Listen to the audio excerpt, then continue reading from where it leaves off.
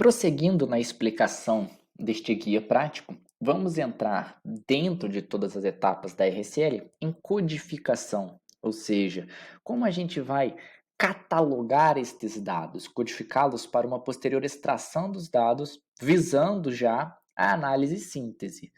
Ok? Então a ideia aqui é que a gente consiga codificar estes pontos, ou seja, contexto, método científico, método de pesquisa, abordagem de avaliação, técnicas. Aqui, basicamente, é você estar codificando os textos e fazendo também, porventura, uma análise comparativa, ou seja, você vai codificar. Vamos dar um exemplo então. A gente tem ali um determinado trecho de um artigo em que você vai colocar contexto, ou seja, a gente está falando sobre engenharia, sobre educação. Determinado tópico entrou no método científico, se é dedutivo, se é indutivo. Em outro ponto, entrou em método de pesquisa, se foi design science research, se foi uma pesquisa bibliográfica, se foi case study. E assim você vai codificando para que facilite a sua análise e síntese desses dados, para depois facilitar a extração desses dados. Então, o quadro presente na tela mostra isso muito bem. Como que você pode codificar, para que serve em um exemplo de categoria. Aqui a gente tem mais outros exemplos, falando de antecedentes, fenômenos, consequências, resultados, tipos de dados, para que facilite depois a sua vida. Ou seja, vamos pegar aqui tudo que são resultados, tudo que foi método científico, tudo que foi antecedente, pois na hora de você escrever, facilita e muito o seu processo. Então aqui a gente tem essas sugestões e como que você pode estar fazendo. Então aqui um exemplo, eu coloquei na minha dissertação identificação do estudo, contexto, método de trabalho, objetivos, resultados. Coloquei todos?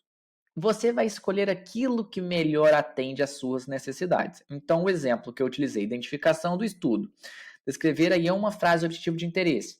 Um estudo sobre CSE nas grandes organizações. Então, isso é um exemplo dessa categorização a partir do ID, dessa identificação do estudo. Então, aqui, outro exemplo da minha dissertação, ou seja, como que a gente fez isso, né? Então, aqui eu tenho 3 exemplos de artigos, 1, 2 e 3. Eu coloquei o IE, CO, MP e o OB. Assim, a gente consegue, artigo a artigo, tendo toda essa análise comparativa para facilitar o seu entendimento dos artigos que você está compilando no seu acervo de estudo, bem como facilitar na sua redação.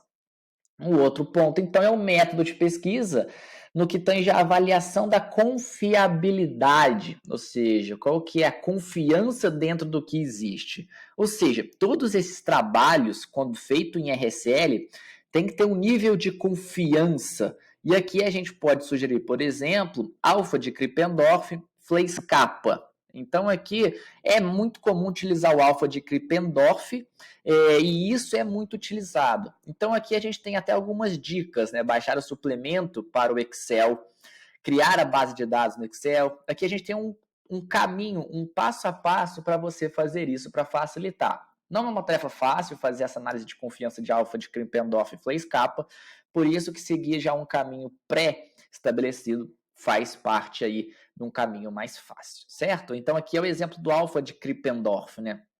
Criar uma tabela, coluna, resposta, avaliador, e assim você vai ter, a posteriori, o resultado ali do alfa de Krippendorff, ou seja, seguindo esse caminho que a gente já deu, o alfa de Krippendorff ele já vai ser feito automaticamente. Então aqui, por exemplo, né, no resultado final, se o alfa for menor que 0,67, a concordância é desprezível.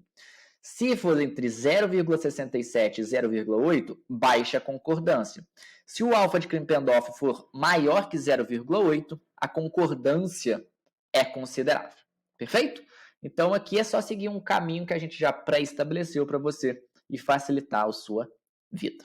Ok? Então aqui a gente tem aí o outro caminho seguindo Fleis Kappa e não o alfa de Krippendorff, que vai seguir um outro processo, mas que em teoria a lógica é a mesma. Beleza? Então aqui a gente finaliza este vídeo.